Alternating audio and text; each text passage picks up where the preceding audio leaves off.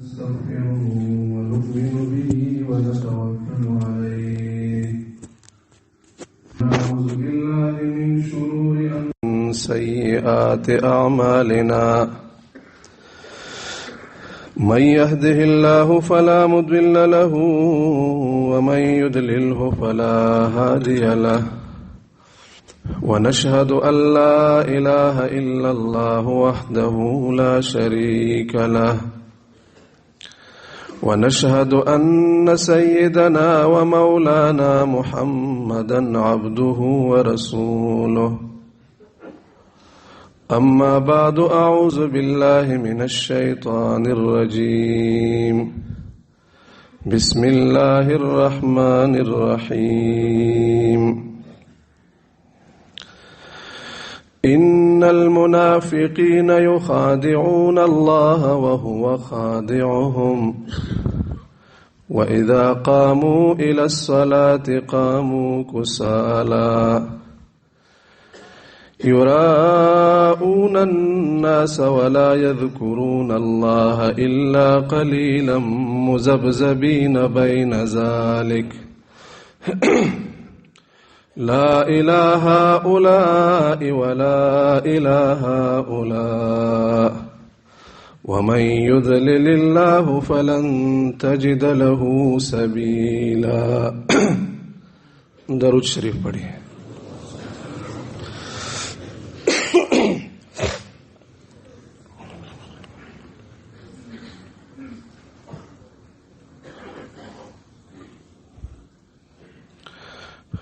روحانی آفات میں سب سے بڑی آفت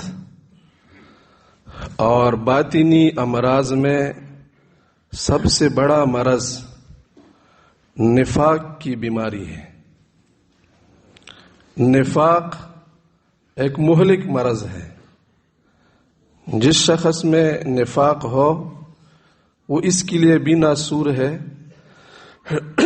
جس معاشرے میں، جس جماعت میں، جس ملک اور قوم میں منافقت کی بیماری ہو وہ اس معاشرے کے لیے، اس جماعت کے لیے، اس ملک و قوم کے لیے سب سے بڑا ناسور ہوتا ہے.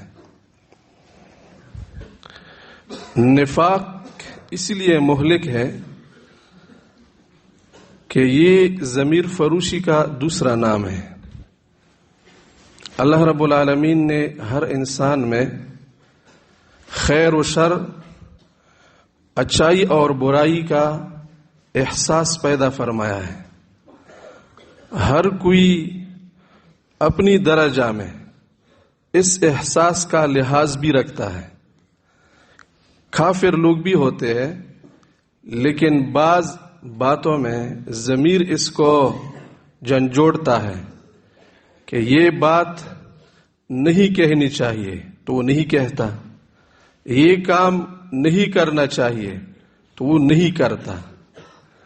لیکن منافق وہ ہوتا ہے جو اپنی مفاد کے خاطر اپنے ضمیر کو پامال کرتا ہے، پھر اس کا شعور اور اس کا فہم مسخ ہو جاتا ہے، ہدایت سے وہ محروم رہ جاتا ہے. قرآن مجید میں اللہ رب العالمین نے منافقین کی مثال بیان فرمائی ہے.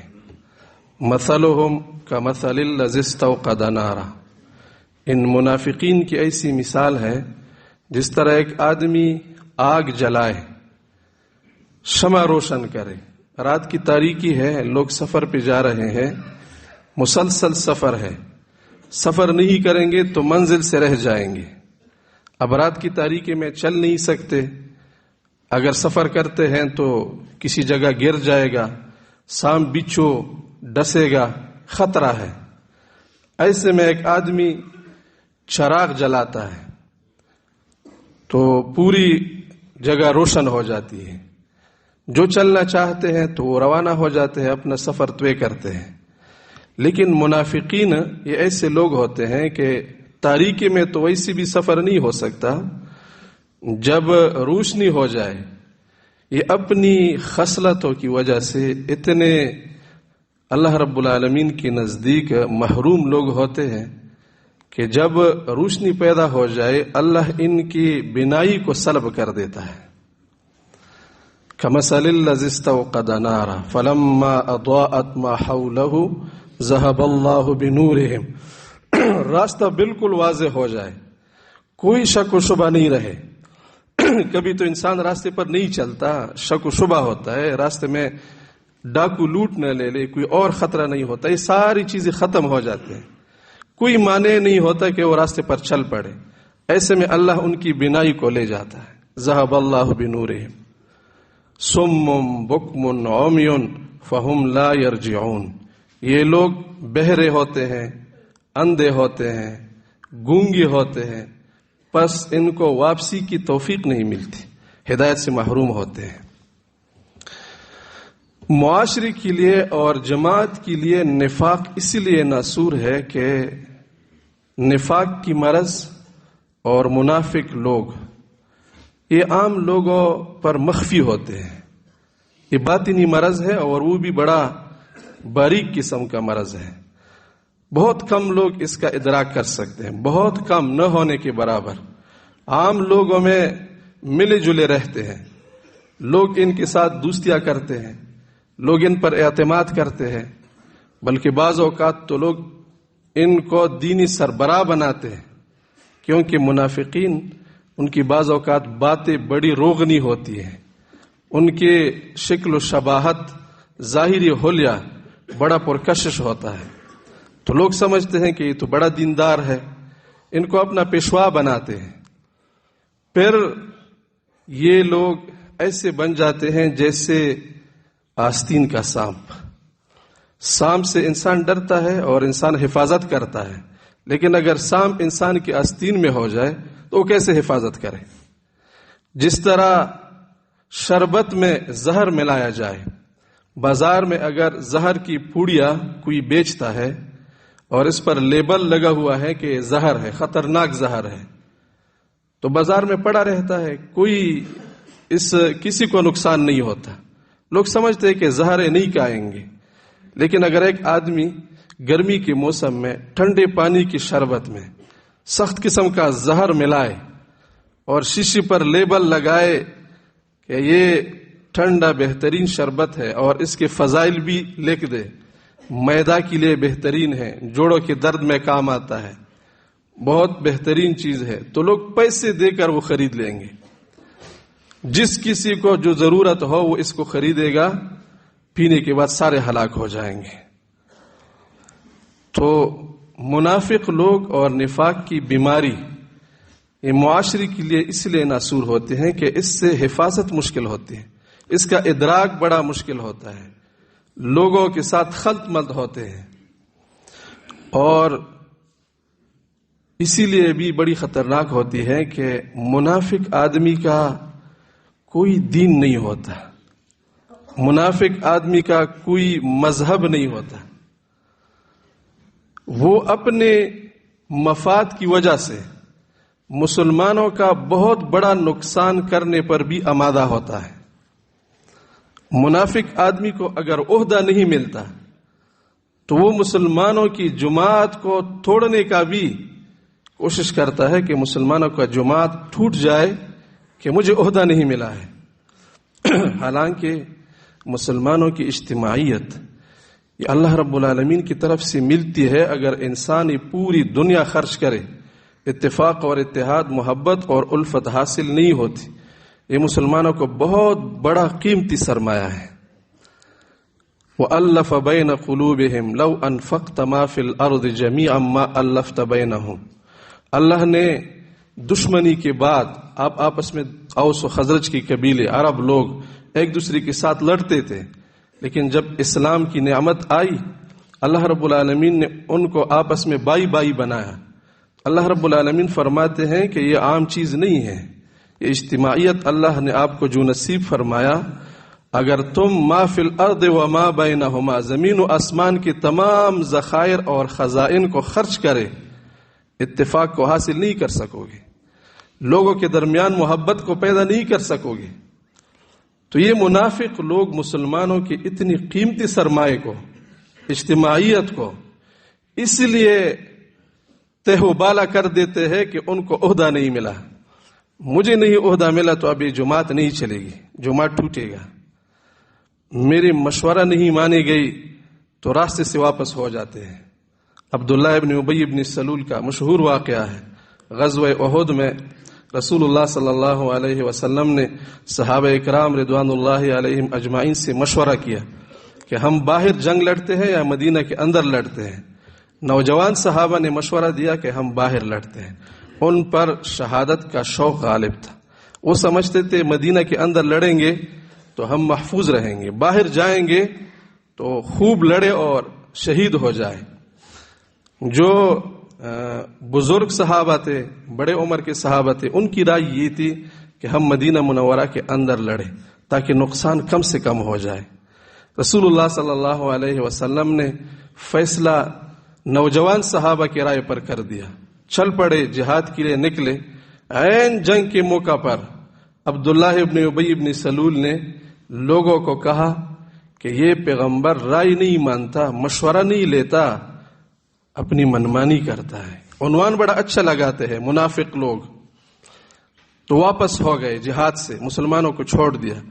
لوگوں کے حوصلہ شکنی ہو گئی، بڑا نقصان ہوتا ہے. عین جنگ کے وقت اگر جماعت دو حصوں میں تقسیم ہو جائے، بعض لوگ کہیں کہ ہم نہیں لڑتے تو دشمن کے لیے موقع مل جاتا ہے اور ان کو شکست آسان ہو جاتی ہے. تو منافق لوگ اگر ان کی مشورہ نہیں مانی جاتی وہ راستہ چھوڑ دیتے ہیں، راستے سے واپس آتے ہیں. تو یہ جس معاشرے میں ہوتے ہیں اور جس جماعت میں ہوتے ہیں، جس قوم اور ملک میں ہوتے ہیں، یہ اس کے لیے ناسور ہوتا ہے. جب تک کسی معاشرے میں نفاق کا مرض موجود ہوتا ہے، یہ معاشرہ ٹھیک نہیں ہوتا، یہ معاشرہ صالح نہیں بن سکتا. ہر زمانے میں منافقین رہے ہیں اور ہر زمانے میں منافقین نے اپنا کام بھی کیا ہے. اللہ رب العالمین کی طرف سے مسلمانوں کو ہدایات بھی ملی ہے. اللہ رب العالمین کی طرف سے نفاق کے علامات بھی بیان کی گئی ہے، کیونکہ یہ مرض جتنا خطرناک ہے اتنا اللہ رب العالمین نے وضاحت کے ساتھ اس کا بیان کیا ہے.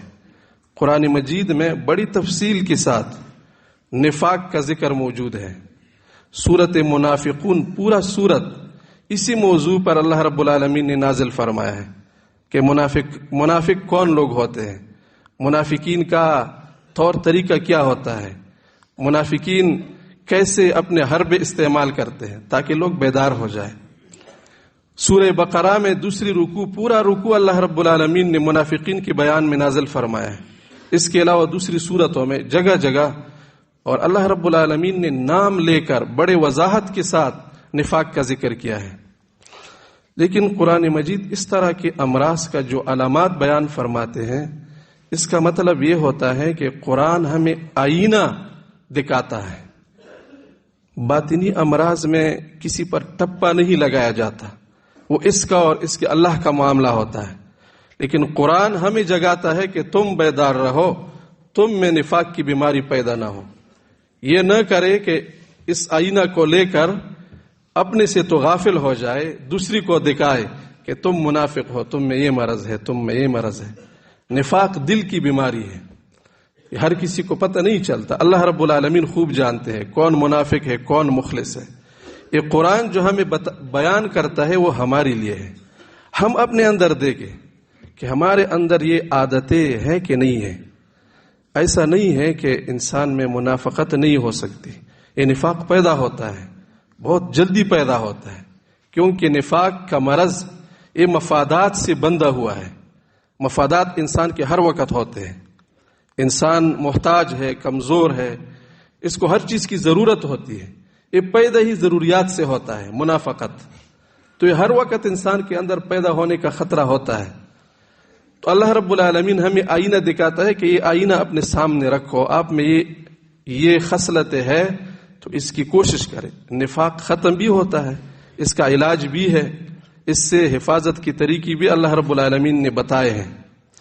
سب سے پہلے میں نفاق کے وہ علامات اگرچہ قرآن مجید میں بڑی تفصیل کے ساتھ ہے، چونکہ منافقین ہر طبقہ میں ہوتے ہیں، یہ اعلیٰ سطح کے دینداروں میں بھی ہوتا ہے، اعلیٰ سطح کے دینداروں میں اس میں بھی نفاق کی بیماری ہوتی ہے، عام مسلمانوں میں بھی ہوتی ہے، وہ جو امراء ہوتے ہیں، حکام ہوتے ہیں، بادشاہ ہوتے ہیں، ان میں بھی نفاق کی بیماری ہوتی ہے۔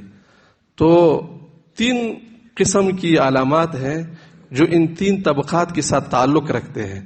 اس کا مختصر اجمالی خلاصہ میں آپ کے سامنے بیان کرتا ہوں کہ یہ کون کون سے علامات ہیں جو لوگوں میں ہوتے ہیں، اور اس کا حفاظت اس سے کیسے حاصل کی جاتی ہے، اس کا بھی انشاءاللہ آخر میں عرض کروں گا۔ پہلی علامت نفاق کا، جس کا تعلق اعلیٰ سطح کی دیندار لوگوں میں ہوتی ہے، جو مقتدا ہوتے ہیں، جو لوگوں کے رہنما ہوتے ہیں، لوگ ان کے پیچھے جاتے ہیں، ان میں یہ بیماری پیدا ہوتی ہے۔ وہ دینی معاملات میں مسلمانوں کو اللہ اور اس کے رسول کو دھوکہ اور فراڈ دینا ہے۔ جو لوگ دھوکہ دیتے ہیں وہ اس کام کے اونچ نیچ کو جانتے ہیں۔ کاروبار میں اگر آپ کو کوئی دھوکہ دیتا ہے تو سیدھا سادہ آدمی آپ کو دھوکہ نہیں دے سکتا، جتنا بڑا دھوکہ کرتا ہے اتنا وہ بڑا کاروباری ہوتا ہے، وہ کاروبار کی اونچ نیچ کو جانتا ہے، تب وہ دھوکہ دیتا ہے۔ دینی معاملات میں دھوکہ دینے کے لیے وہ لوگ دھوکہ دیتے ہیں جو کچھ نہ کچھ دین کے ان چیزوں سے باخبر ہوتے ہیں کہ مسلمان کیسے دھوکہ کھاتے ہیں دین کے نام پر۔ دھوکہ اور فراڈ کا آسان مفہوم یہ ہے کہ مسلمانوں کی وصولی دین کے نام پر کیا جائے اور اس کا خرچ کسی اور مقصد کے لیے کیا جائے۔ جہاد کے نام پر، مثال میں آپ کو دیتا ہوں، جہاد کے نام پر مسلمان نوجوانوں کو اکٹھا کیا جائے، مسلمانوں کو جمع کیا جائے، ان کو ٹریننگ دی جائے اور ان کو اپنے ساتھ لیا جائے، ان کو ترغیب دیا جائے۔ مسلمان تو وہ ہوتا ہے جو اللہ کے حکم کے سامنے اپنے سر کو بھی قربان کرتے ہیں، لیکن جو سمجھدار ہوتے ہیں وہ ان نوجوانوں کو وصول کر کے پھر استعمال وہاں کرتے ہیں جہاں کے لیے اس نے وصول نہیں کیا ہوتا۔ اعلاء کلمت اللہ کے لیے نہیں لڑتے، پھر لڑتے اپنی دنیاوی مقصد کے لیے ہے، اپنے ذاتی مفاد کے لیے لڑتا ہے۔ تو یہ مسلمانوں کے ساتھ دھوکہ ہوا۔ جہاد کے نام پر لوگوں سے چندہ جمع کیا، بہت بڑا مال جمع کیا، لوگوں نے تو مال جمع کیا، ان کا ثواب ہو گیا، انہوں نے جہاد کا فریضہ ادا کیا۔ اب جس نے جمع کیا ہے وہ اس مال کو اپنے ذاتی مفاد میں استعمال کرتا ہے، اپنے شخصی کاموں میں استعمال کرتا ہے، اعلاء کلمت اللہ کے لیے نہیں، اللہ کی دین کے غلبہ کے لیے نہیں۔ تو یہ آدمی اللہ کے ساتھ بھی دھوکہ کرتا ہے، اللہ کے رسول کے ساتھ بھی دھوکہ کرتا ہے، مسلمانوں کے ساتھ بھی دھوکہ کرتا ہے۔ ہماری سیاست تو تقریباً اسی کا نظر ہو گیا۔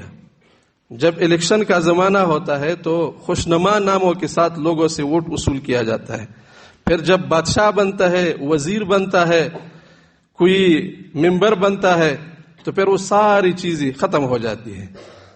ہم عوام بیچاری بھی یہ سمجھنے سے قاصر ہے کہ ہم کس کو اب منتخب کر دیں، جو بھی آتا ہے اچھا خوشنما عنوان لگاتا ہے، پھر جب پاس ہوتا ہے تو کوئی عطا پتہ نہیں ہوتا کہ کس نام سے ہم سے ووٹ لیا اور اب کرتا کیا ہے۔ پھر جو زیادہ عقیدت مند ہوتے ہیں وہ تو یہاں تک چلے جاتے ہیں کہ سیاست کا معاملہ ہے، آپ اس کو نہیں سمجھتے۔ ہم نے اپنی زندگی کو اتنا مبہم بنایا۔ پیغمبر کی زندگی وہ ہوتی ہے جس کو ہر امتی سمجھ سکے۔ جب آپ لوگوں کو اتباع کی دعوت دیتے ہیں پھر یہ کہنا کہ اس کو آپ نہیں سمجھ رہے تو یہ بڑی خیانت ہے۔ اگر آپ لوگوں کو سمجھا نہیں سکتے تو اس کو پھر چلانے کی ترغیب دینا، ان کو اپنے ساتھ لے جانے کی ترغیب دینا، یہ امت کے ساتھ خیانت ہے۔ پیغمبر کی زندگی سراج منیرہ، روشن تابناک ستارے کی طرح تھی جس کو ہر کوئی دیکھ سکتا ہے، جہاں سے چلتا ہے جہاں پر رکتا ہے، کوئی ابہام نہیں ہے۔ ہم چلتے بڑے دھوم دھام سے ہیں، پھر ایسے غائب ہوتا ہے کہ جیسا کوئی تھا ہی نہیں۔ تو یہ امت کے ساتھ خیانت ہوتا ہے۔ یہ ملک ہم نے اسلام کے نام پر وصول کیا تھا، یہ ملک ہم نے اللہ رب العالمین کی دین کی آزادی کے لیے حاصل کیا تھا. آج بھی اگر کوئی سیاست کرتا ہے تو جہاں سے شروع ہوتا ہے پھر جہاں رکتا ہے، رکنے کی جگہ بھی لوگوں کو معلوم ہو کیوں رک گیا. آپ کو وزارت مل گئی، یہاں پر بات ختم ہو گئی، کسی نے آپ کے سامنے رکاوٹ ڈال دی، کوئی وجہ تو ہے کہ لوگ سمجھ جائے. ایسے لوگوں کے بارے میں اللہ رب العالمین کا فیصلہ، اللہ رب العالمین نے فرمایا ہے کہ جو لوگ اللہ کو دھوکہ دیتے ہیں، یخادعون اللہ والذین آمنوا وما یخدعون الا انفسهم وما یشعرون فی قلوبہم مرض، ان لوگوں کے دل میں بیماری ہے، دنیا کی محبت، مفاد پرستی کا، اور فزادہم اللہ مرضا، اللہ ان کی بیماری کو اور بڑھا دے. وَلَهُمْ عَذَابٌ علیم، ان کے لیے دردناک عذاب ہوگا. تو ایک منافق کی علامت یہ ہوتی ہے کہ وہ مسلمانوں سے دھوکہ دہی، فراڈ کا معاملہ کرتا ہے. ان کی زندگی صاف شفاف نہیں ہوتی، مقتدا بن کر بھی وہ لوگوں کے سامنے اس کا کردار اجلا ہوا نہیں ہوتا. تو یہ منافقین کی علامت ہے. دوسری علامت منافقین کے جو عوام کے ساتھ متعلق ہے وہ یہ کہ مسلمان لوگ، نوجوان، جب ان کو علماء کی طرف سے، صلحاء کی طرف سے، دینداروں کی طرف سے اپنے آپ کی سدھرنے کا حکم دیا جائے، ان کو واعظ و نصیحت کی جائے کہ آپ میں یہ بگاڑ ہے، آپ گناہ کرتے ہیں، آپ فساد پھیلاتے ہیں، ان سے رک جاؤ، تو وہ اپنی جرائم کا بڑی جرأت کے ساتھ دفاع کرتے ہیں. ان کو آپ کہہ دیں کہ یہ کام غلط ہے، آپ نوجوان ہیں، آپ نہیں سمجھتے، اس کا انجام بڑا خراب ہے، آپ روشن خیالی کے نام پر، آزادی کے نام پر لوگوں کو براہ روی کا درس دیتے ہیں، آپ کے اس عمل سے معاشرہ بگڑتا ہے. تو وہ کہتا ہے کہ ہم تو بڑے سمجھدار ہیں، ہم نے ڈگریاں حاصل کی ہے، ہم نے بڑا تعلیم کیا ہے، ہم سمجھتے ہیں تمہارا زمانہ گزر گیا، تم نہیں سمجھتے. اگر ان کو پہلے لوگوں کا حوالہ دیا جائے کہ آپ سے پہلے بھی لوگ گزرے ہیں، تاریخ بتا دے کہ انہوں نے ان کو کہا تھا کہ سدھر جاؤ، نہیں سدھرتے، ہلاک ہو گئے، تو ان کا مذاق اڑاتے ہیں. وَإِذَا قِيلَ لَهُمْ لَا تُفْسِدُوا فِي الْأَرْضِ قَالُوا إِنَّمَا نَحْنُ مُصْلِحُونَ، جب ان سے کہا جائے، منافقین سے، کہ تم اللہ کی زمین میں فساد مت پھیلاؤ، وہ کہتے ہیں کہ ہم ہی تو اصلاح کرنے والے ہیں، فساد تو تم پھیلاتے ہو. اور جب ان کو سابقہ تاریخ کا حوالہ دیا جائے، وَإِذَا قِيلَ لَهُمْ آمِنُوا كَمَا آمَنَ النَّاسُ قَالُوا أَنُؤْمِنُ كَمَا آمَنَ السُّفَهَاءُ، آپ ہمیں پہلے لوگوں کا تعلیم دے کر بیوقوفوں کا راستہ بتلانے کی تعلیم دیتے ہیں. ان لوگوں کے بارے میں بھی اللہ رب العالمین فرماتے ہیں الا انہم هم المفسدون، آپ کو پتہ ہونا چاہیے یہی لوگ فساد پھیلانے والے ہیں. اور الا انہم هم السفہاء، تم کو پتہ ہونا چاہیے یہی لوگ بے وقوف ہیں، یہی لوگ کم عقل ہے، نہیں سمجھتے. تو دوسری قسم کے وہ لوگ ہیں نوجوان ہمارے امت کے، ان میں یہ مرض پیدا ہوتا ہے، یہ نفاق کا ابتدا ہوتا ہے، پھر بڑھتے بڑھتے انسان کا شعور مسخ ہو جاتا ہے. شروع میں کچھ نہ کچھ اندازہ ہوتا ہے، لیکن جب انسان اپنے آپ کا اصلاح نہیں کرتا تو پھر ایسا مرحلہ آتا ہے وَهُمْ لَا يَشْعُرُونَ کہ اب ان کو اپنی جرم کا احساس بھی نہیں ہوتا، وہ یہ سمجھتے ہیں کہ ہم سیدھا چل رہے ہیں. اور تیسری قسم کی جو علامات ہیں وہ ان لوگوں کے ساتھ متعلق ہیں جو مسلمانوں کے حکام بن جائے. قرآن مجید چونکہ آئینہ دکھاتا ہے، سب کو دکھاتا ہے، ہر خاص و عام کے لیے قرآن مجید راہ ہدایت ہے.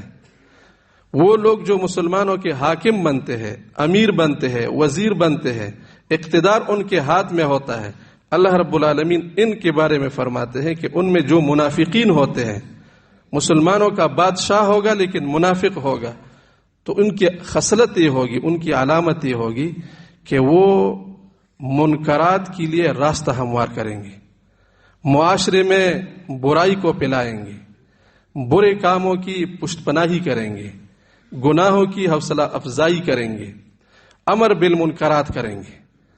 کسی حاکم کے لیے منکرات کا امر کرنے کا مطلب یہ نہیں ہوتا کہ وہ لوگوں کو پابند کر دے کہ آپ نے بے حیائی کرنی ہے. حاکم کی امر بالمنکرات کا مطلب یہ ہوتا ہے کہ وہ لوگوں کو منکرات سے روکتا نہیں ہے. جو حاکم لوگوں کو منکرات سے نہیں روکتا، اس کا مطلب یہ ہے کہ اس حاکم نے لوگوں کو منکرات کے لیے انہوں نے ان کو میدان دیا ہے، راستہ اس نے ہموار کیا ہے. آج ہمارے مسلمانوں میں، بادشاہوں میں آپ دیکھتے ہیں آزادی کے نام پر، ترقی کے نام پر، معاشی استحکام کے نام پر انہی چیزوں کا، انہی گناہوں کا ارتکاب کرتے ہیں جن کو اللہ رب العالمین نے بڑے شد و مد کے ساتھ، تاکید کے ساتھ منع فرمایا ہے. معاشی استحکام کے نام پر ہم سود کو جائز قرار دیتے ہیں. ہمارے حکمران کہتے ہیں کہ اگر سود نہیں ہوگا ملک نہیں چلے گا. اللہ کہتے ہیں سود کرو گے میرے سے آپ کا اعلان جنگ ہے. تو وہ حاکم ہوتی ہوئی ان کو اقتدار حاصل ہے، وہ یہ فیصلہ کر سکتے ہیں کہ ملک میں سود نہیں چلے گا. عام آدمی کی بس میں تو نہیں ہوتا. وہ بیچارہ تو اتنا مجبور ہے کہ اپنا تنخواہ بھی وصول کرتا ہے تو سودی راستے سے وصول کرے گا. ان کو بھی اتنا جکڑا ہوا ہے کہ جو حرام کمائی نہیں چاہتا اس کو بھی کچھ نہ کچھ اس کا غبار پہنچتا ہے. وہ آزادی کے نام پر ہمارے بہن بیٹیوں کو بازار میں یا پارکوں میں لاتے ہیں کہ یہ ان کا بشری حق ہے. ان کے لیے باقاعدہ کمیٹیاں بنی ہیں، ان کے لیے باقاعدہ نظام بنا ہے بشری حقوق یا حقوق نسوان کے نام پر، اور اس کی پشت پناہی ہماری حکومتی کرتی ہے. ان کو تنخواہ ہماری حکومت سے ملتی ہے اور ان کا کام یہ ہوتا ہے کہ عورتیں بے پردہ ہو جائے. اب عورتوں کی بے پردگی جس حکومت میں اس کو حوصلہ افزائی کی جاتی ہے، یہی منافقین کی حکومت ہوتی ہے. وہ ترقی کے نام پر دشمن کا روایات یہاں پر رائج کریں گے، باطل کا عادات یہاں پر لائیں گے. قرآن مجید میں اللہ رب العالمین ایسے لوگوں کے بارے میں فرماتے ہیں المنافقون والمنافقات بعضهم من بعض یأمرون بالمنکر وینہون عن المعروف. یہ منکرات کا حکم دیتے ہیں، منکرات کے لیے ماحول مہیا کرتے ہیں، منکرات کے لیے راستہ ہموار کرتے ہیں، معروف سے لوگوں کو روکتے ہیں. مسجد پر پابندی ہوگی، مدرسے پر پابندی ہوگی، وہ اصلاحی اجتماع پر پابندی ہوگی، اس کے لیے مشکلات پیدا کرتے ہیں.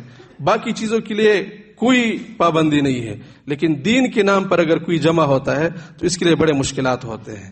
وقف کی زمینوں پر بھی ہاتھ ڈالتے ہیں جو مسلمانوں کا دینی مشترکہ ورثہ ہے، ہر مسلمان کا اس میں حق ہے.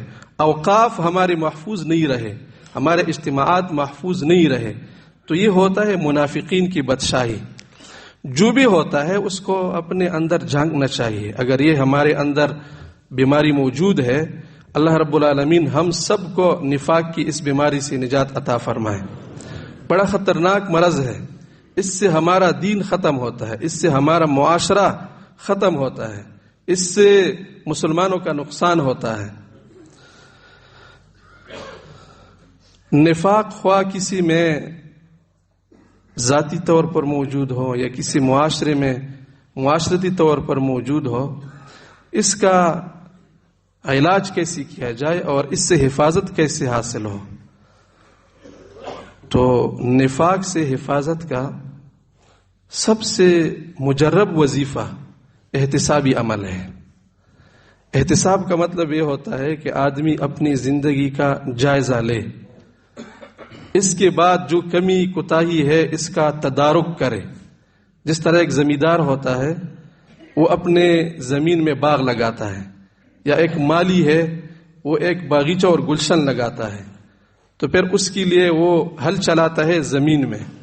بیج ڈالنے کے لیے وہ وقت کو دیکھتا ہے کہ بیج کس وقت میں ڈالا جائے تو پھر وہ اگتا ہے، اور زمین میں کس چیز کی کمی ہے، کھاد کی کمی ہے، کون سا کھاد اس کے لیے مفید ہوگا، کس وقت پر اس کو پانی دیا جائے گا.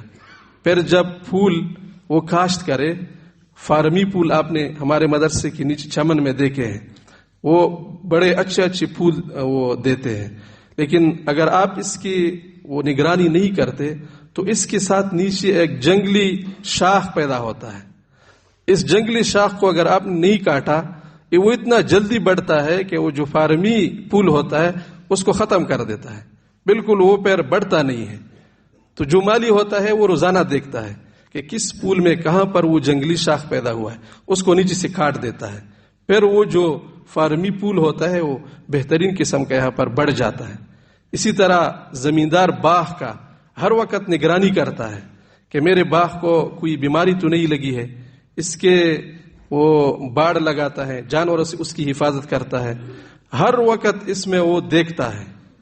ہم گھر سے جب روزانہ نکلتے ہیں، جو گھر کا کفیل ہوتا ہے، گھر کا ذمہ دار ہوتا ہے، تو ایک مرتبہ اپنے یومیہ پورے جو ان کی سرگرمیاں ہوتی ہے ان پر نظر ڈالتا ہے کہ آج کے دن میں نے کیا کرنا ہے، میری بیٹی بیمار ہے، اس کو میں نے دوا لانی ہے، گاؤں میں فوتگی ہوئی ہے، وہاں میں نے دعا کے لیے جانا ہے، مدرسہ میں فلان کام ہے، اس کو اتنا وقت دینا ہے۔